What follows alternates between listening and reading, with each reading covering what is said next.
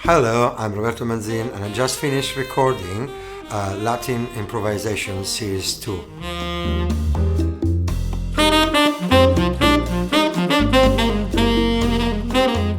This is a continuation from the previous series, that was the Latin Improvisation Series 1, and now we expand the concept that we approached in the first series, and we do more extra work on other elements that we can add to our arsenal of tools and weapons to use to build a nice solo in a Latin song.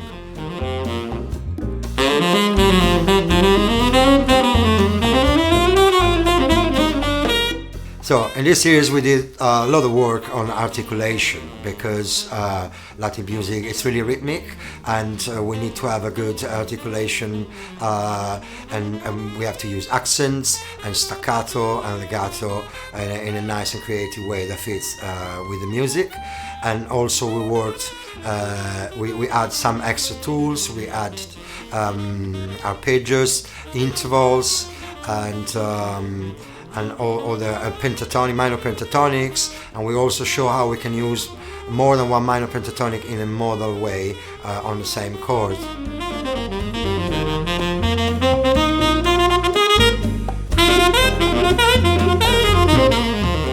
We have Anders Orlander on keyboards, Tammy Payne on percussions, and Ian Matthews on drums. They are fantastic musicians that recorded the backing track for this series, which is the same of the previous series, because we wanted to be familiar with it and because it fits perfectly to do a good work in a modal way and in the next series in a tonal way.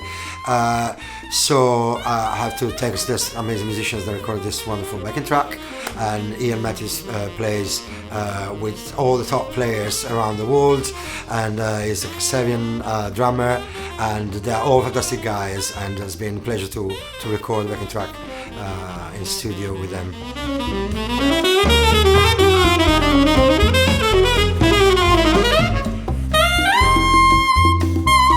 We are using this backing track in an interactive way. I generally play 2 bars illustrating, showing how you can use the material that we went through, and the cha-cha is particularly good because there's a cowbell on the downbeat, so it's not confusing because often Latin music can be confusing because for who is not used to it, because the upbeat is generally more important and often the bass doesn't play the downbeat, but the cha-cha it's a little bit more, it's easier to approach at the beginning. That's why we choose that one.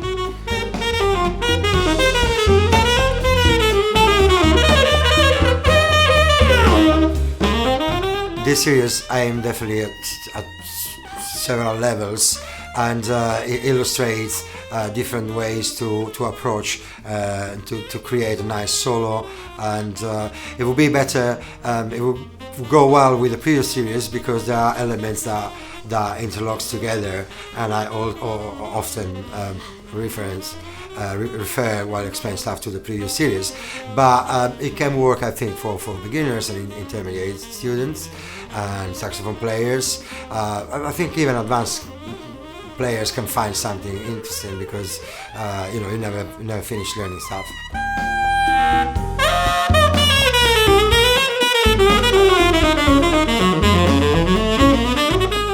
The series is made of 6 lessons, and it's interactive. I play examples, and you have the space to play and to answer.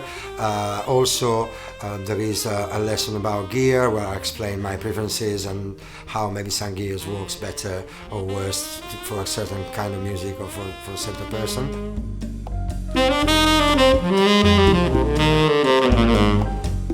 There is also an example of me playing on the backing tracks, a long solo, so just to illustrate some possibilities when you have to be strictly playing like I do in the lessons. I always force myself to use only the material that we covered to don't create confusion and to make the process easier, but in the solo I use whatever crosses my mind.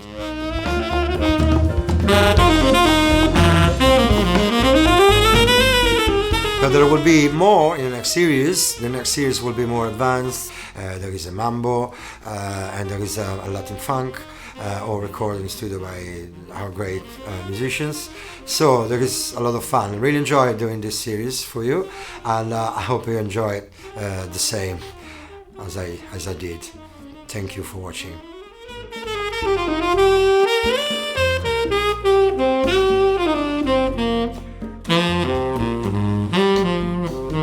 I'm Roberto Manzin for promusictutor.com. If you want to play like a pro, come and learn from a pro.